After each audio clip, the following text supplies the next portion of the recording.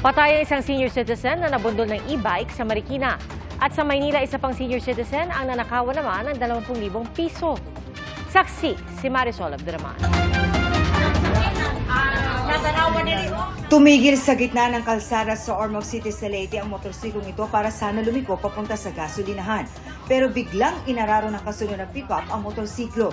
Sa lakas ng impact, tumilapon ang rider at ang angkas nito. Ayon sa mga pulis, naisugod sa ospital ang 2 biktima na nasa mabuti ng kalagayan. Inako naman ng nakabagang driver ang bayarin sa ospital. Hindi na rin magsasampa ng kaso ang mga biktima matapos magkasundo ang 2 panig.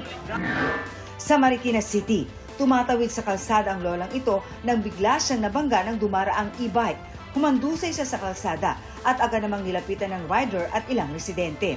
Nadala sa ospital pero nasawi rin kalaunan ang 73 anyos sa Celos Belinda Besares.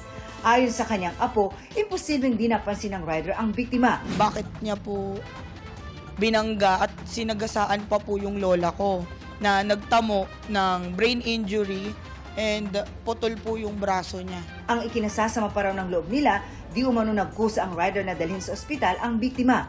Paliwanag ng rider, tinulungan niya ang biktima pero nataranta siya kaya di agad nadala sa ospital. Malapit na po ako sa bahay nila. Tapos hindi na po kami na umabot kasi po yung nahilo po siya, inupo ko po siya doon. Humihingi rin siya ng tawad sa pangyayari. Masakit po sa dibdib. Siyempre po, hindi ko naman po talaga sinasadya yung nangyari na yun. Sobrang naging bangungot. Sa ngayon, nakakulong ng suspect na sinampa ng reklamong reckless imprudence resulting in homicide. Nahuli rin ang panloob sa bahay ng isang senior citizen kahapon ng madaling araw sa Tondo, Maynila. May kinuha at kinalikot siyang isang bag na kanyang binitbit bago bumaba. Ang naturang lalaki, nakasalubong pa ng isang nakatira sa bahay.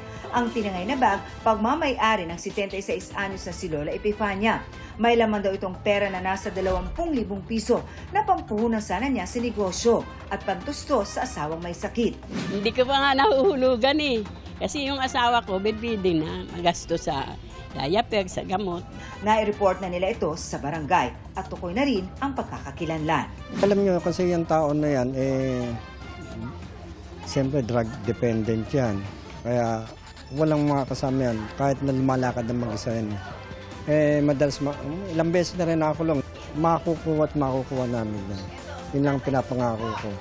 Para sa GMA Integrated News, Marisol Abduraman, ang inyong saksi. Mga kapuso, sama-sama tayong maging saksi. Mag-subscribe sa GMA Integrated News sa YouTube at para sa mga kapuso abroad, samahan niyo kami sa GMA Pinoy TV at sa www.gmanews.tv.